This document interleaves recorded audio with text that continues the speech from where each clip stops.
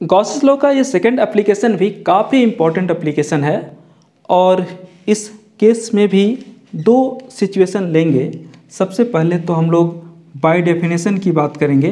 Definition से net electric flux through a surface आपको close surface integration E dot d S होता है। और दूसरी बात हम लोग यहाँ पर गॉस लॉ से करेंगे।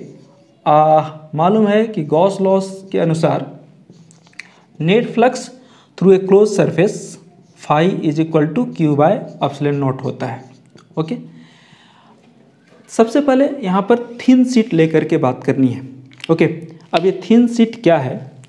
अगर हम एक कोई जनरल शीट ले लेते हैं तो उस पर अगर दो साइड लिखा हुआ है तो दोनों साइड से दिखाई देगा।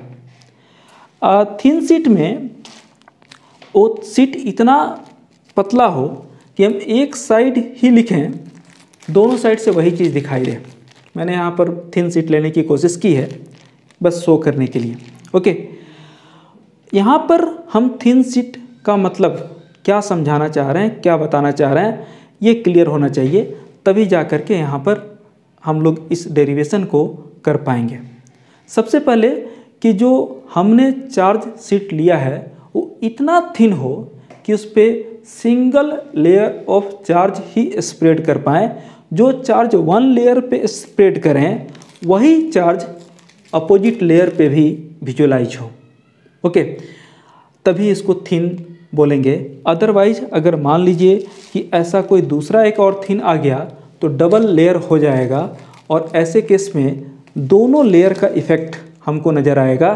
तो नेट इलेक्ट्रिक फील्ड में दोनों लेयर की बात करनी होगी, जो अगले सेगमेंट में करेंगे हम लोग। ऐसा है कि वो भी डेरिवेशन हमें करना है तो उसको अलग से कर लिया जाएगा। फिलहाल हम लोग ऐसे थिन शीट की बात कर रहे हैं जिस पे single layer of charge he spread करना पॉसिबल हो। तो उस सिंगल लेयर ऑफ चार्ज को सबसे पहले ड्रॉ कर लीजिए। थिन शीट ऑफ चार्ज को ड्रॉ कर लीजिए। यहाँ पर ड्राइंग थोड़ा सा आपको मिसलीड भी कर सकता है क्योंकि बोर्ड आपका 2 डायमेंशनल है और डायग्राम यहाँ पर आपको 3 डायमेंशनल होने चाहिए। एक तो ये फ्रंट साइड जो आपको दिख रहा है और एक इसके बैक साइड भी ऐसा ही सीन क्रिएट हो रहा है जो आपको पिक्चर में दिखाई नहीं दे रहा है। तो 3 डायमेंशनल डायग्राम 2 डायमेंशनल बोर्ड पे शो करना तो काफ़ी डिफ़िकल्ट है, फिर भी हम लोग कोशिश करेंगे। अब एक बात ऐसा है कि अगर हमको इस चार्ज शीट को क्लोज करना है, क्योंकि ओपन सरफेस में आपको मालूम है कि गॉस लॉ अप्लाई नहीं हो सकता, तो ये चार्ज आपको इस सरफेस पे आ गया और इस सरफेस पे आने के बाद ये मुझे क्या दिख रहा है कि मेरे साइड से तो पूरी तरह क्लोज है, मेरे साइड से दिखाई नहीं दे रहा है, लेकिन आपके साइड से दिख रहा है। यानी इसी तरह का एक और सरफेस आपके साइड से भी मुझे लेना पड़ेगा। अब ये चार्ज आपको दिखाई नहीं देगा, आप तक एक्सपोज नहीं होगा। अब बोल सकते हैं कि चार्ज क्लोज है। यानी इसको कवर करने के लिए एक तो जो मैंने लिया वो होगा, इसके सरफेस कितने होंगे तो आप काउंट कर लो।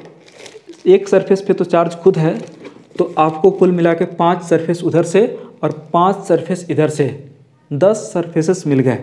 और 10 सरफेस अगर मिल जाएंगे तो इंटीग्रेशन 10 सरफेस के अबाउट स्प्लिट करना पड़ेगा, जैसा पिछले डेरिवेशन में आप देख चुके हो। और मुश्किल खुद के लिए तैयार हो जाएगी। हमें खुद के लिए सिचुएशन को सिंप्लीफाई करना है। ओके, तो कुछ ऐसा हम लोग काम करें जिससे सिचुएशन आसान हो जाए। तो सिचुएशन आसान करने के लिए एक और चीज़ हम यहाँ पर सोच सकते हैं कि यहाँ जो चार्ज है ना वो यूनिफॉर्मली डिस्ट्रीब्यूटेड है। तो यूनिफॉर्म सरफेस है ना, चार्ज डेंसिटी की बात करेंगे। यूनिफॉर्म सरफेस चार्ज डेंसिटी को सिग्मा से डिनोट करते हैं। और टोटल चार्ज ओके अगर Q है और टोटल सरफेस अगर A है तो होगा, और नहीं तो हम एक स्मॉल पोर्शन यहाँ चूज कर लें। ओके, ये छोटा सा पोर्शन चूज कर लें जिसका चार्ज Q और एरिया S हो, तब भी चलेगा। ओके, तो हम सरफेस चार्ज डेंसिटी इतना लेकर के, अब ऐसा लेने के बाद हम यहाँ पर एवॉइड कर रहे हैं कि जिसके सरफेस बहुत ज़्यादा हो जाए, इंटीग्रेशन करना पड़े, तो कम सरफेस लेकर के इंटीग्रेट करने की हम लोग कोशिश करेंगे। ऐसे केस में फिर से वही सिलेंड्रिकल वाला पार्ट हमारे लिए आसान होगा। अगर हम इधर से कवर कर दें तो एक तरफ से कवर हो गया, और इसी तरह का एक दूसरा इस साइड से भी कैप बना करके कवर कर दें तो चार्ज पूरी तरह से क्लोज हो जाएगा। और उसी चीज़ को ध्यान में रखते हुए हमने एक तरफ से सिलेंड्रिकल है ना गॉसियन सरफेस ड्रॉ कर लिया। ये आपका गॉसियन सरफेस है। ओके, ये आपका गॉसियन सरफेस है। तो गॉसियन सरफेस क्लोज सरफेस जिसके अबाउट आपका गॉसियस लॉ अप्लाई होगा। ओके, चलिए एक साइड से मैंने वही बोला कि आपकी तरफ से तो कवर हो गया, लेकिन चार्ज तो पूरी तरह से कवर होना चाहिए। तो पूरी तरह से कवर करने के लिए हम अपोजिट साइड से भी सिमिलर सिलेंड्रिकल सरफेस ले लेंगे। ओके, और यहाँ कवर कर लेंगे। चलिए इस तरफ हम एरिया अगर S1 लेते हैं और इस तरफ S2 लेते हैं तो साफ दिख रहा है कि दोनों तरफ सेम कैप है, यानी दोनों तरफ के एरिया सेम हो जाएंगे। इलेक्ट्रिक फील्ड पॉजिटिव चार्ज से रेडियली अवे, यानी इस सरफेस के पास हम इलेक्ट्रिक फील्ड देखेंगे तो हमारे पास इलेक्ट्रिक फील्ड इस तरफ। ओके, यहाँ अगर देखेंगे तो हमारे पास इलेक्ट्रिक फील्ड इस तरफ। ओके, अब चलिए सरफेस एरिया की बात करें तो normal to the surface S vector यहाँ पर इस तरफ होगा और यहाँ पर इस तरफ होगा। रही बात कर्व सरफेस की, तो कर्व सरफेस पे भी हम लोग एरिया ले सकते हैं। मान लीजिए कि ये आपका S3 हो गया, तो यहाँ पर आपका एक और एरिया हो जाएगा, ये आपको S4। तो कुल मिलाकर के 4 सरफेसेस आपको दिख रहे हैं, 2 सर्कुलर कैप और 2 आपको कर्व सरफेस पे, एक लेफ्टवर्ड और दूसरा राइटवर्ड। तो अब बाय डेफिनेशन जो आपने फ्लक्स लिखा है net flux through close surface, इसको आपको ब्रेक करना होगा 4 सरफेसेस में। एक तो S1 के अबाउट क्या E डॉट DS1 प्लस आपको दूसरा सरफेस E डॉट DS2, फिर से तीसरा सरफेस E डॉट DS3 और साथ में चौथा सरफेस भी वो आपको E डॉट DS4। ओके, चारों सरफेस के अबाउट आपने इसको ब्रेक कर लिया। अब ये क्लोज्ड है, डेफिनेशन से वो ठीक है, उसके अनुसार आपको नेट फ्लक्स मिल जाएगा। लेकिन अब यहाँ जब आप इसको और ज़्यादा सिंप्लीफाई करेंगे तो आप देखिए S1 के अबाउट E और DS में एंगल 0 डिग्री है, यानी cos 0 हो जाएगा। ओके, S2 के अबाउट भी आप देखिए एंगल जो है वो 0, क्योंकि इलेक्ट्रिक फील्ड और एरिया वेक्टर आपस में पैरेलल है। एक यहाँ की बात कर रहे थे और एक यहाँ की बात कर रहे थे। अब S3 की बात कर लें तो इंटीग्रेशन S3 E DS3, देखिए यहाँ पर इलेक्ट्रिक फील्ड और इसके बीच का एंगल साफ दिख रहा है 90 डिग्री, तो यहाँ cos 90 हो जाएगा। और एक बच गया S4, इसके अबाउट भी करेंगे तो आपके पास DS4 और cos है ना, ये एंगल भी आपको 90 दिख रहा है, तो यहाँ cos 90 हो जाएगा। cos 90 वाले टर्म 0 हो जाएंगे, ये तो बात मालूम है। और पैरेलल प्लेट जो है उससे electric field her near by point पे कांस्टेंट होगा, इसीलिए E को तो बाहर निकाल लीजिए और यहाँ पर DS1 प्लस दूसरे वाले से भी E को बाहर निकाल लीजिए DS2।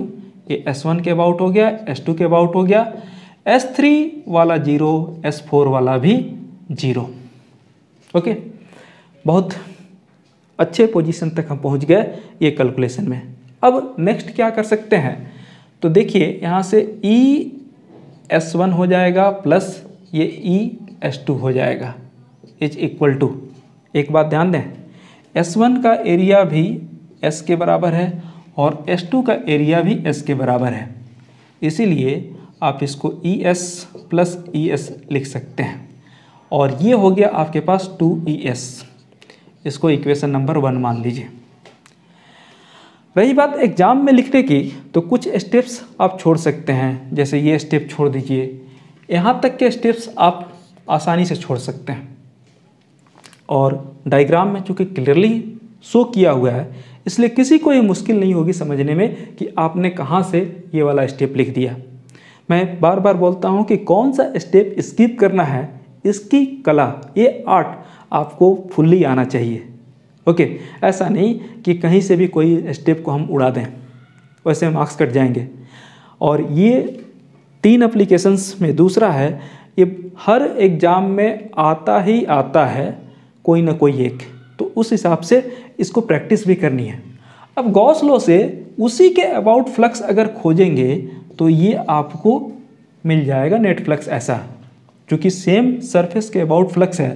तो आप यहाँ क्या कर सकते हैं, फ्रॉम इक्वेशन 1 and 2 क्या मिलेगा आपको, तो 1 and 2 से 2ES is equal to Q by epsilon naught, obvious है E is equal to Q by 2S epsilon naught, और वहाँ दिख रहा है कि Q बाय S sigma surface charge density है, तो ये आपके पास सिग्मा बाय 2 एप्सिलॉन नॉट ये रिजल्ट आ जाएगा। ये रिजल्ट थोड़ा सा यूनिक है। नॉर्मल सिचुएशन में इलेक्ट्रिक फील्ड डिस्टेंस पे डिपेंड करता है, पहली बार ऐसा है कि इलेक्ट्रिक फील्ड डिस्टेंस से इंडिपेंडेंट आ रहा है। ओके, सो ये भी नोट करने वाला पॉइंट है कि near by thin sheet of conductor electric field at all the point will be equal, will be same.